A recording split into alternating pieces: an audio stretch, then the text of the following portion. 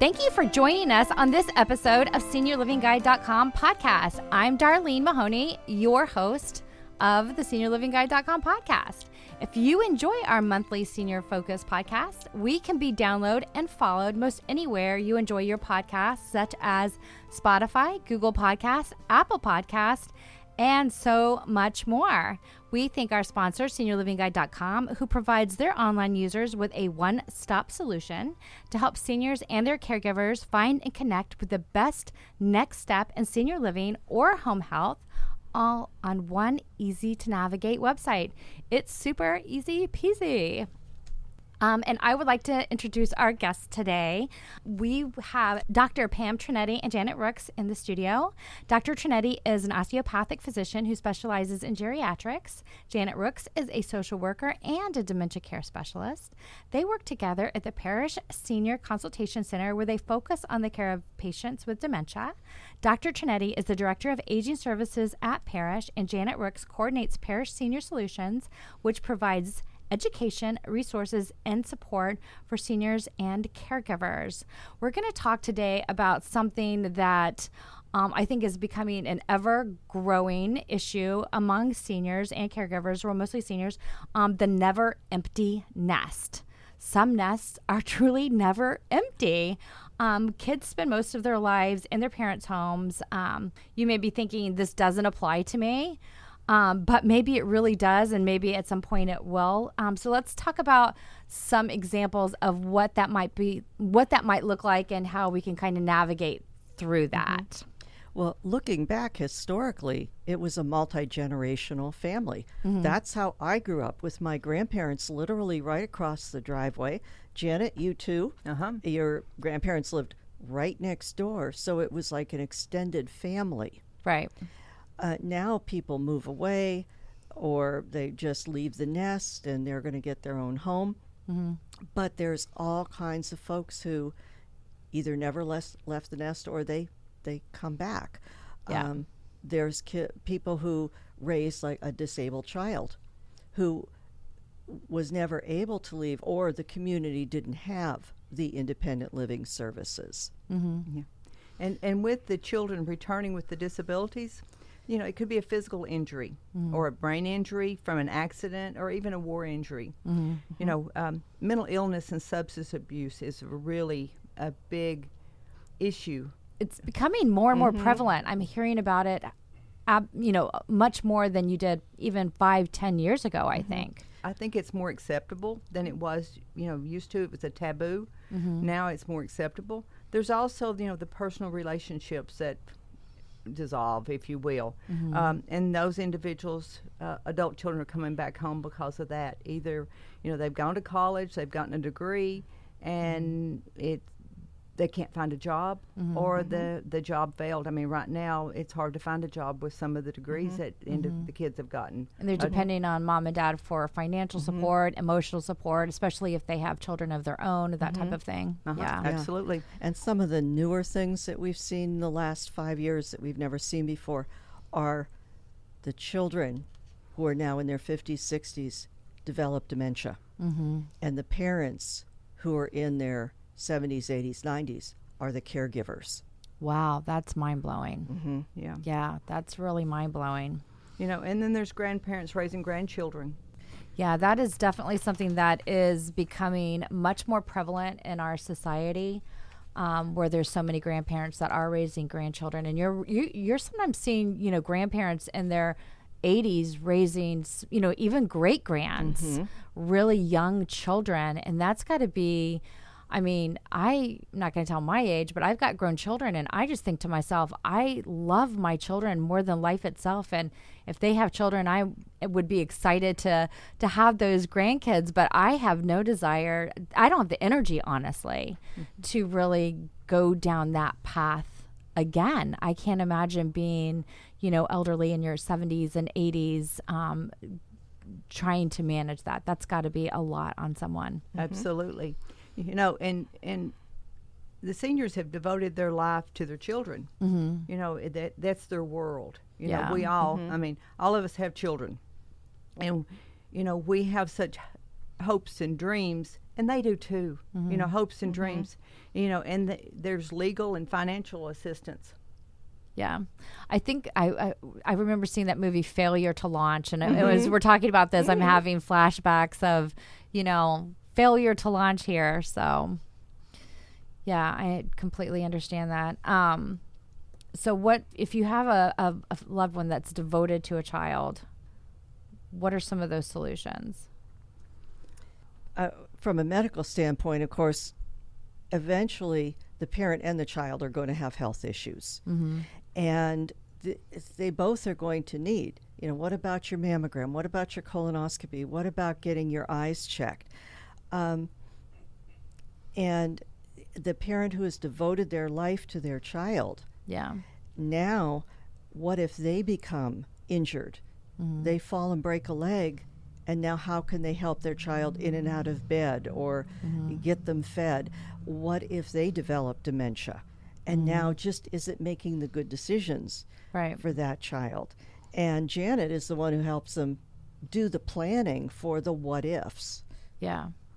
It works till it doesn't. Right. And so then it's a matter of exploring what options are out there, whether it be getting some, legal counseling, financial counseling, planning for the future, the needs of that adult child, the needs of the parents, getting support in there, that sort of thing. And Janet, they usually say, well, I have a will. Yeah. So they know what's going to happen after they die.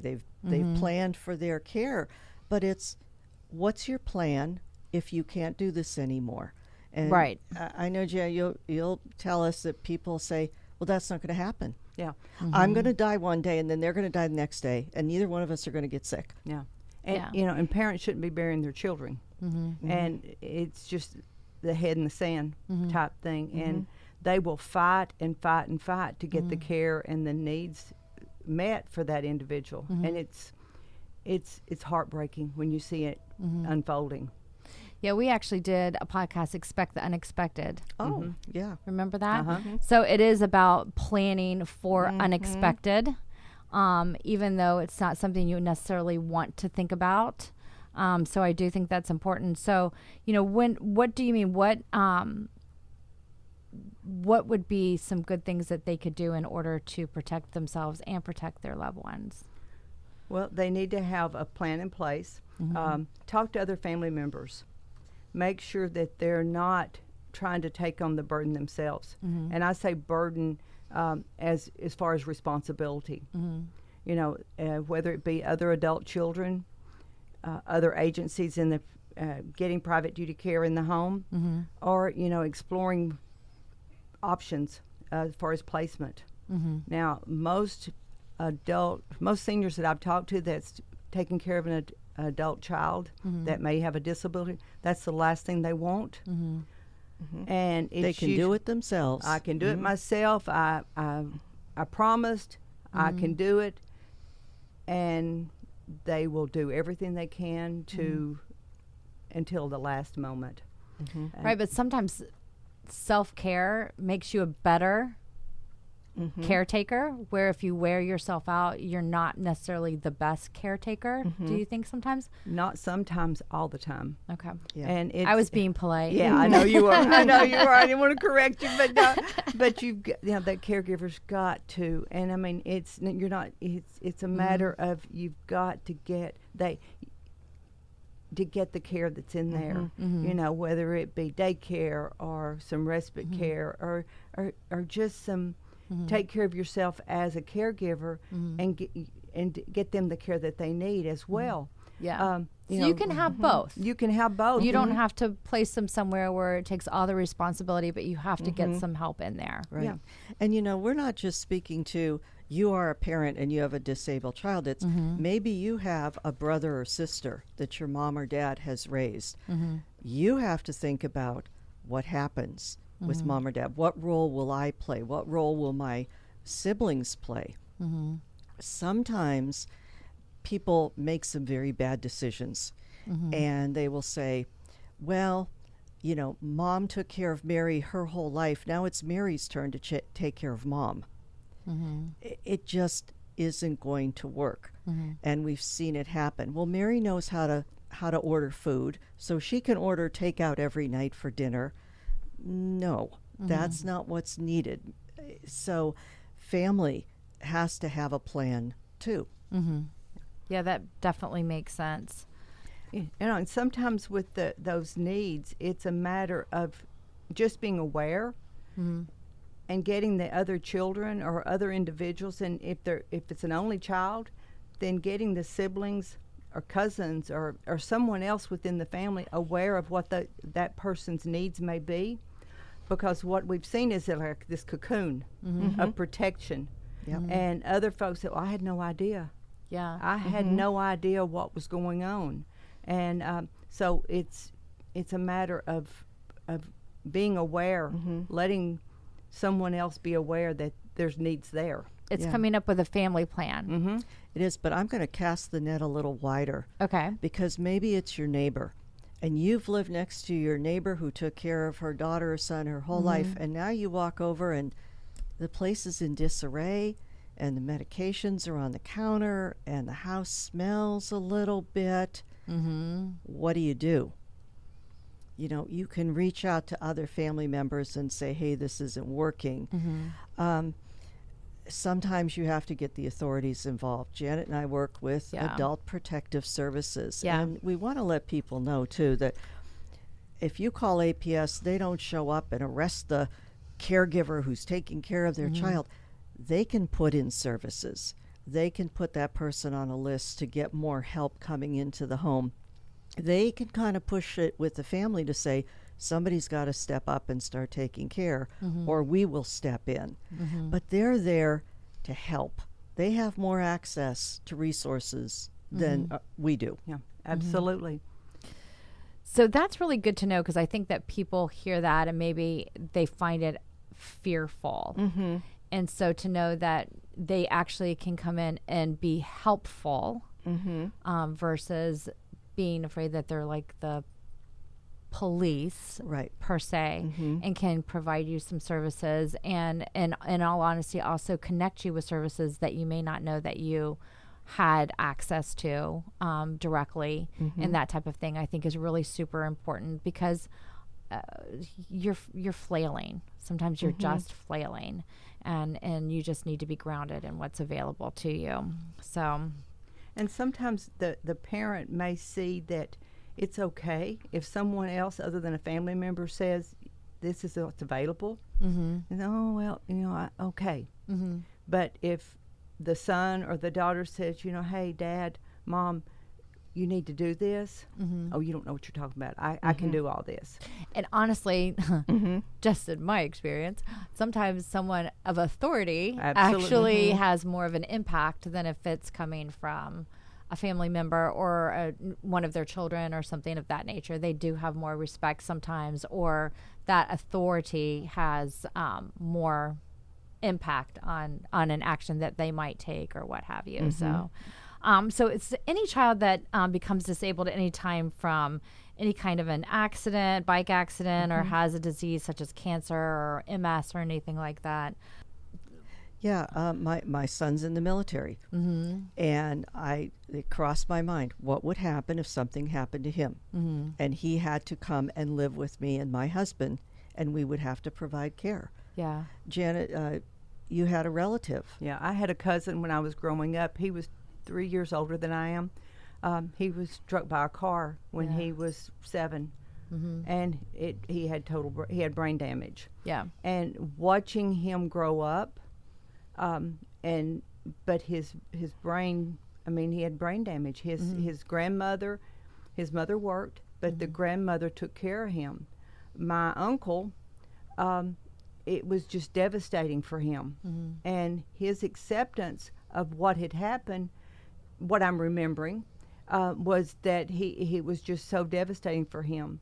But my aunt's mother was his caregiver, and I can remember watching her sitting there holding him, rocking him, and he was 10, 11 years old.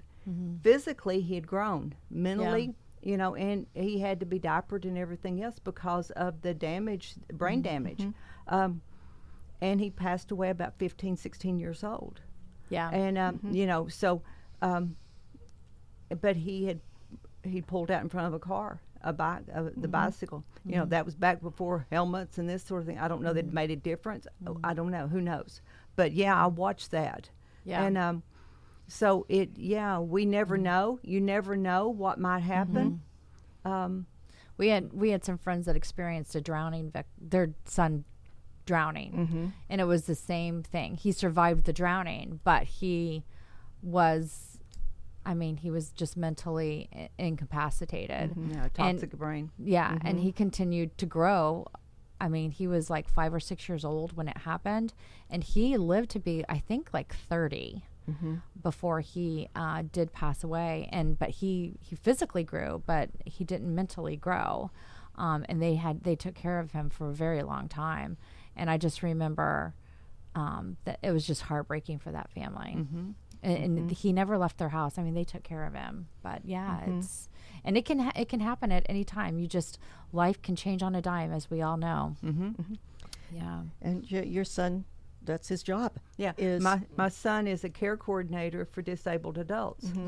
And, you know, and he lives over in St. Pete. So, I mean, of course, he doesn't talk about his clients or anything like that. But, I mean, that is what he does. And he works for an agency, and they cover the entire state. Yeah. And now they're mostly living like in a group home or independent with help? Some of them are in a group home. Some of them are still at home. And none of them are institutionalized, but some of them are in group homes. He has some that are trying to work. Some of them are in school. Wow. And you know, and it's really interesting to you know, my son is following in being a quote unquote social worker. He doesn't have a social work degree, but he has this, and to know that he is helping. Yeah. Making sure they're plugged in and getting what they need, and I'm very proud of him. But younger families now, they have access to the internet. They know how to get the resources. It's when somebody is retired. And I just thought the other day how we're always looking forward, like we look forward to going to college. Now we look forward to being married. Then you look forward to that job, and now we look forward to retirement. Yeah. And all of a sudden you're 67 and you're taking care of another person when you think, I should be golfing, I should be picnicking, I should be downsizing. Or traveling. Or traveling. You know, going somewhere, and you've got a 8-year-old that in school. Yeah. Yeah. And No, so absolutely. Yeah. Life is unexpected. Every day. It is. But it's learning how to manage it and still have. I still think you have to have that self-care so you still get the things that you want to be able to do as well. I think it's really important. So you managed, you mentioned seniors caring for children with dementia. Does that, I know that it happens, but is that happening more because we're living longer? And then kind of how do you deal with that? We are seeing more and more. There's just more people. There's more older people, but they're also recognizing dementia. And often, maybe if this was 30 years ago, remember Alzheimer's used to be called pre-senile dementia because it was people in their 50s. Well, you're married to somebody, there was no divorce, they're acting a little different, so they go and you put them into the psychiatric facility or the long-term home. And in my hometown, it was known as North Warren. And everybody had a place, okay, that's the facility. But now it might be my husband or wife is acting a little weird, and they split up, and then the child moves back in with the parents, and it's, oh my goodness, it wasn't a midlife crisis. It wasn't depression. It wasn't menopause. It's dementia. Yeah. And now I have to stop my life and take care of someone with dementia. It's crazy to think they would think it was like menopause or a midlife crisis. The early onset dementias, early onset dementias are still misdiagnosed because people don't understand what's happening, and you don't think of it on your differential diagnosis. And then there's the other diagnosis that may have occurred that are of self-medicating or whatever for someone that may have the early signs, and they don't understand what's going on. So those folks need a special kind of support, because not only do they have to learn all the caregiving techniques and the resiliency, but they are locked in a parent-child dynamic. Right. Where they tell the child what to do and the child's supposed to do it. Yeah. And also a lot of their children may be still in school. So they're trying to parent a child that they're trying to get them to school, trying to get them their homework done and all this kind of stuff. Plus they're dealing with their own inner health needs, and they may or may not have someone that needs to be taking care of them. There may be the divorce that occurs just because of their quote-unquote unique behavior, and then it becomes a disaster before the diagnosis occurs, and then the children, God bless them, are just kind of floundering, and then either the authorities step in or a grandparent may step in, and it's sad. It really is. Yeah, you have like a couple that both are, let's say, 60 years old. They have kids in college, but the wife has to stop working. But then where's your insurance? And meanwhile, when we have people saying, Bob's dad is coming over every day to take care of his son while I go to work. I mean, these folks need a lot of help.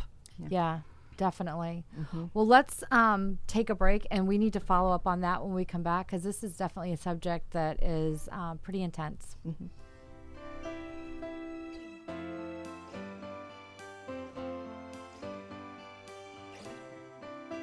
Parrish Healthcare, we believe every life is poetry in motion, motivated by strength and determination. As your bone, muscle, and joint healthcare partners, we believe in blending the art of healing with the science of medicine to keep your body in motion. We believe in healing patients, healing families, and healing communities.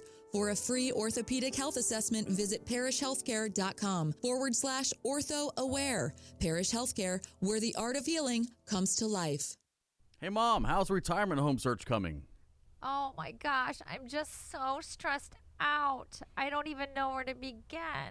Well, why are you so stressed? What's the matter? I don't know where to find anything. I just need everything in like one place and know what all the options are. Does the idea of searching for senior housing seem overwhelming and you just aren't sure where to even begin? SeniorLivingGuide.com has great news for you. We offer a one-stop solution to take the stress out of your senior housing search. At SeniorLivingGuide.com, both our statewide Florida edition book and website are created to make your senior housing search very easy for you to navigate. We provide details on communities, including retirement, assisted living, skilled nursing, memory care, and home health, allowing you to decide which best fits your needs and then connecting you directly with those communities. Visit us online at SeniorLivingGuide.com and start your search today and start de-stressing. At Parrish Healthcare, we believe in our community. We believe in keeping our community safe. We believe in the art of healing. We believe in healing patients, healing families, healing communities. We believe in the best and brightest working together for the common good. At Parrish Healthcare, our team focuses on you as an individual because every life is a work of art to us. Parrish Healthcare, where the art of healing comes to life. Visit parrishhealthcare.com/healthaware for a free health risk assessment.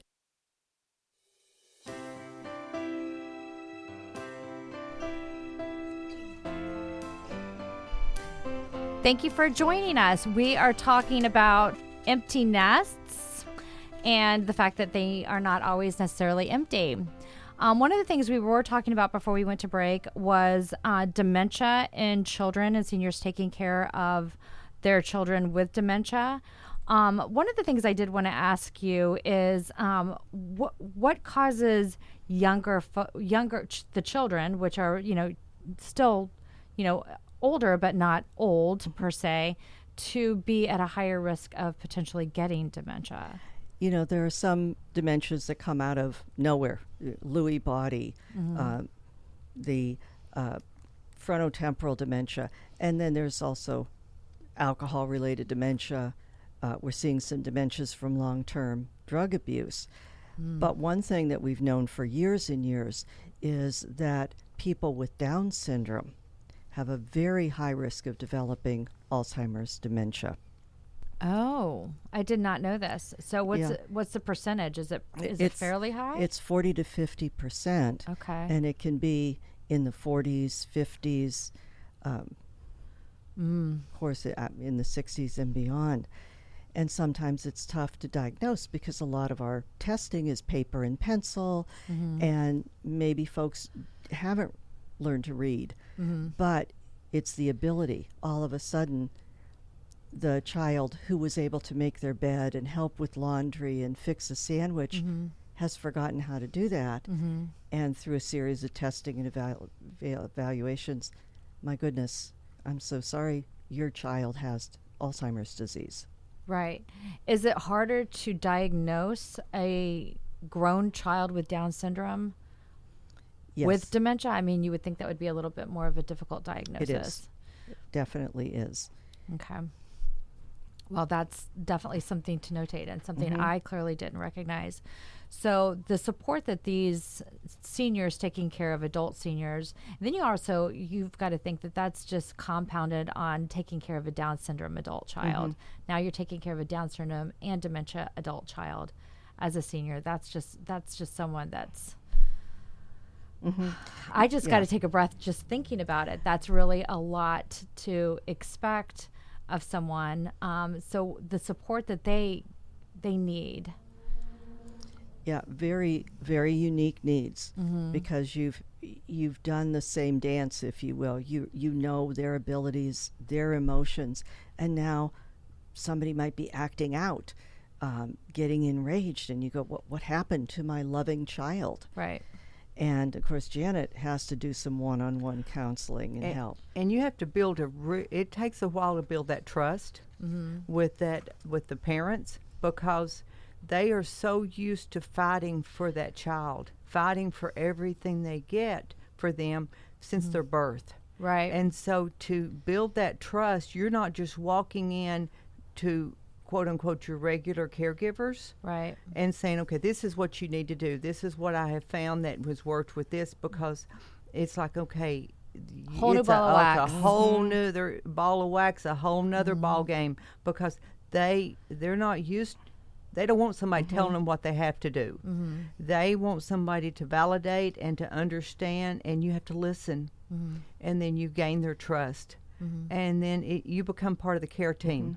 Not telling them what they have to do, but listening and just offering suggestions. It takes a while to build up that trust, but once you do, you're in like Flint, and you're there, and it's so cool to be part of the trust of that parent, because they'll call you for everything, but that's okay, you know. Yeah. And the thing is that many parents with special needs children have voiced, this is my role in life, this is who I am, God put me on this earth to take care of this child. So the thought of you telling me I need to hire help, when I go to the store, I need to think about placing my child. You shouldn't bury your child, and also you shouldn't have to place him in a nursing home. Or you telling me I have to. Or you telling me I can't do it. There you go. Don't you ever tell me I can't do this. I have done da da da da da, and they go through this whole list of things they've done over the last 70 years, 80 years, or 60 years since they've been an adult. Don't you tell me I can't do this. And, those are strong people. Absolutely. Those are strong people. And it's usually the dads that are going to be as more of a pit bull than the moms. The moms are just sitting there exhausted. Yeah. So let's talk about children who return as adults due to mental illness, substance abuse, or relationships that have dissipated or they have difficulties in, or any types of those types of things. And we often see Uncle Tony went away to the military, and then he spent a couple of years kicking around. Now he's back, and he's lived with Graham his whole life, and that's been their relationship. And often the kids will say, well, Uncle Tony couldn't take care of himself, Grandma took care of him, but now she needs care. Now it's his turn. Or we have the person who became disabled, drug abuse, alcohol abuse, mental illness, and they come back because they can't live independently and there's not the services out there for a supportive living situation. And I got to tell you, some of our folks who have battled mental illness and substance abuse become caregivers. I'm getting chills because they shine. This has become their new purpose. They're devoted. They're excellent. They're fantastic caregivers. But sometimes it doesn't work out. And Do they sometimes become, what's the word for it, enablers versus caregivers when you're dealing with people with substance abuse and those types of things? well, that's the flip side of it. Okay. We're talking about first, how is the kid acting? Are they able to take on this role when it needs to be? Or have they been enabled by this senior, and how do you break that behavior? Right.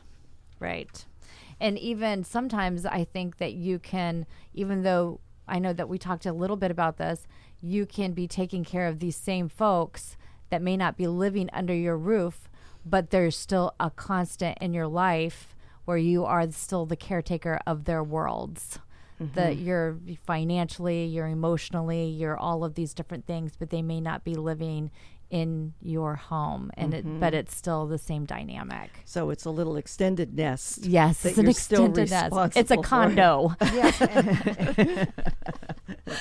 So the she shed and the man cave out in the backyard. But and that's when the other siblings or the other family gets really mad because all the money's going, they're paying for all that, and Dad's not going to the eye doctor, Mom's not going to the doctor, not getting her pills filled because she can't afford the copay, because they're sending the money over to whomever, right? And they're getting angry because they know that they're enabling whomever, I'll just say Billy, enabling Billy, and he's using the money to buy his beer or buy whatever because he's not going to work. And so it's that kind of stuff, and they become very angry as opposed to getting down to trying to figure out how that they can help Billy and stop the madness. Right. So what's the solution to this? Well, some of it is opening the eyes of the enabler, and we recommend Al-Anon, Narcanon, for meetings, just to hear what other people are going through and how to support them. Okay. And then sometimes it crosses a line that more authority figures have to come And in. if the person that's sending the money over to Billy has some dementia, and Billy's coming over and relocating the credit card and the checks, then APS gets involved. Yes, because with the phone call. That's an elder abuse situation potentially. Exploitation, financial exploitation. And because they have the authority, they'll step in and do what needs to be done. And that can happen more often than not with addiction. Folks that are addiction, because they can't help themselves at some points. I would imagine. I'm clearly not a doctor, and I'm saying that on podcast. But just my own experience. With, not that I have been addicted, but I've had family members that have had those types of situations. So, to talk a little bit about grandparents raising grandchildren, and even grandparents raising great-grandchildren. Let's talk a little bit about that, because that, I think, is quite prevalent. It's becoming more and more prevalent and not an unusual scenario.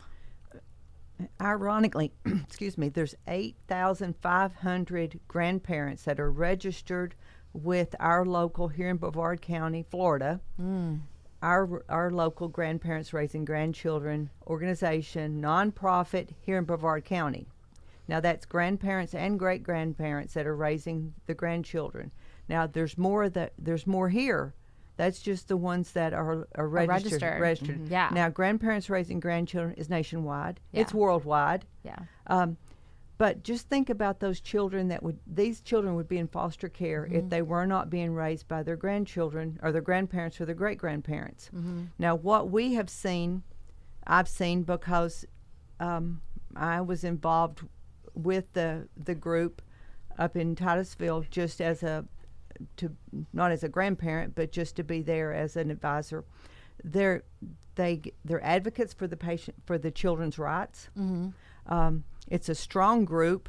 They have attorneys that are there to help them to navigate through the system. They have also the rights of the grandparents, but the rights of the children. Mm-hmm. They get that HIPPA form signed. They get their power of attorney so that they can go into the schools and get these children registered for school. They can go into the doctor's office and get these children the medical care that they need. They also can get them the Medicaid and their the financial assistance. We think about where these children would be. They'd all be in foster care, as I mentioned. And it's really mind-boggling. The one thing that I have seen, though, is that some of these grandparents, they want to parent these children the way they used to parent. Mm-hmm. And so Before social media? But, they may be in their 80s. Mm-hmm. And so they're parenting these little boys and girls like they did their children back in the 50s, the 40s. And it doesn't always work. Right. Now, am I saying that some of the things they do is not needed? But it's a different world now. Right. And so sometimes it's a matter of, these groups are wonderful because it brings awareness. Mm-hmm. And you can Google search these local groups to get absolutely. connected. Yeah, and that's nationwide. I mean, that's awesome. If you don't know about the grandparents raising grandchildren in your community, just Google grandparents raising grandchildren. I did, in preparation for this, pulled up all over the United States, these little different groups, and it'll tell you what's there, what's available for you. Love it. Yeah. And you talked about just the exhaustion. Yeah, I'm literally just exhausted thinking about it. Yes. Yeah, I thought of getting the kids to school, getting them home, getting them lunch, making sure they have their lunch money, signing field trip, and then getting their teeth brushed and getting them to bed. It is totally exhausting. They have so much energy. They do. And as a mom of a little boy that was in Scouts and Little League and all that fun stuff that I think kids need to do. Yeah, absolutely. I can't imagine an 80-year-old sitting there and making sure they get all those things done to me that's very important. Because you want to do all of it. Yeah. And it's like, whoa.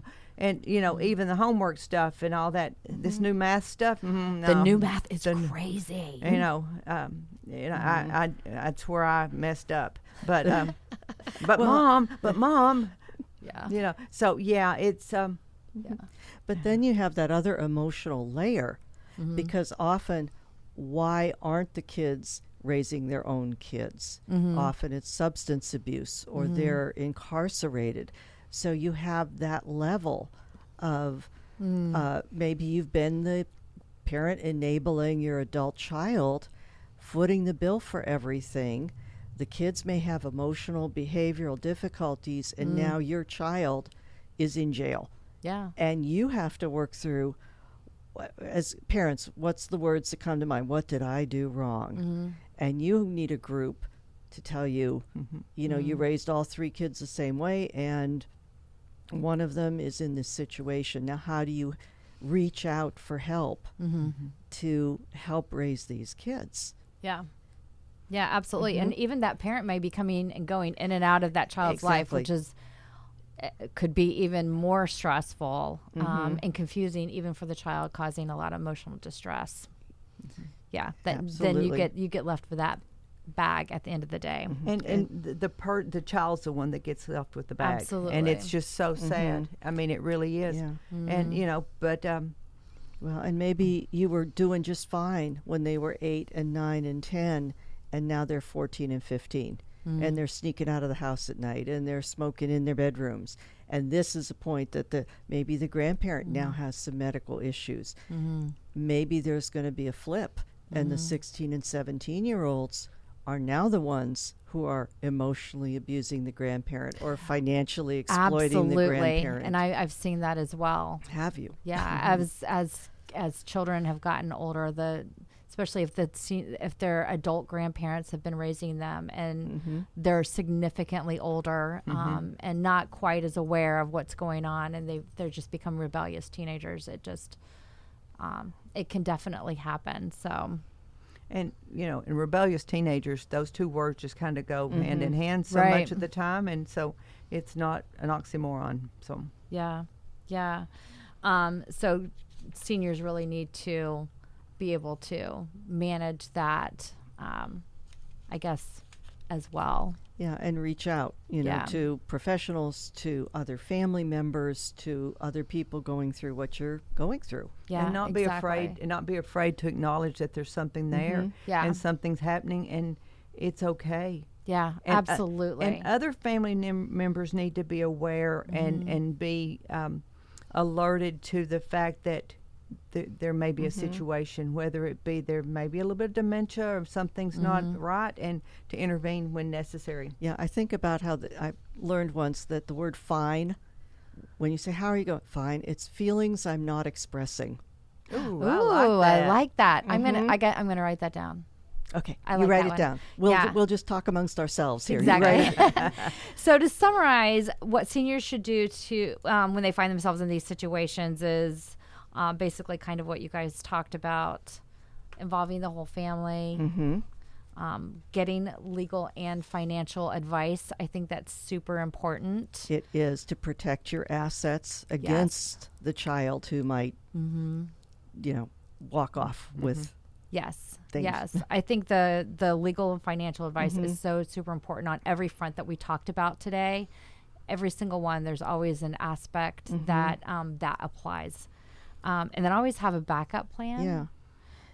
And read up on codependency and accept and learn about boundaries, learn about limit setting. Yeah, I think that's super important too, codependency and boundaries, because you don't have to be the end all be all for every single person. And just because you made there may have been something happen, it wasn't your fault. Don't take ownership of it and feel like that you need to change everything and go the opposite direction because you didn't screw up. Right. Life happens, and and reach out for a little bit of help. It's okay. It's not a sign of weakness. It's a sign of strength. Right. Exactly. And always ask for help and support. And be realistic about taking care of yourself as well. I mean, other people that are making bad decisions and have other things going on in their life can't impact your happiness as well. I feel like that's really important. And I think I think women do it more, and I could be wrong, but I think that we take on the burden of our children and what goes on in their lives, and we allow it to affect our own happiness so much. And I think that while that's not a bad thing per se, but I don't think we should let it consume us if our children are making really bad life choice decisions. But that's just my personal take on it. So I think that's a good way to sum up. yeah, It my mom would occasionally say, Darlene, tough love is not a bad thing. Your children will not hate you for tough love. They will still love you. And I think she was right. Although I have not heard from my daughter in 2 days. I'm just kidding. But anyway, I think that's it, unless you had any closing comments or thoughts. No. I think you summed it up nicely. You did well. Thank you. No, I loved this podcast. This was so enlightening for me, and I think it was so needed. So thank you so much, ladies. Thank you. Always happy to be here.